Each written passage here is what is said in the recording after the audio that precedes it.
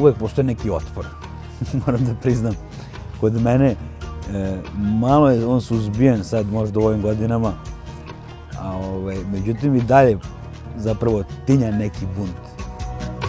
Stoje dani sati u tišini, mrtva lica i sunce u prašini. Ja hoću namerno, i to godinama radim, da istražujem stvari, situacije, događaje koje su drugi zapostavili.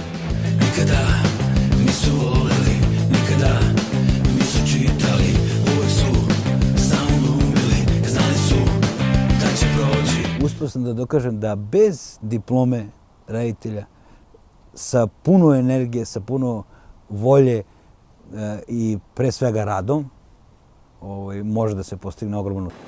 U kapitalizmu kultura cveta, ljudi poštuju kulturu i kultura im je sve.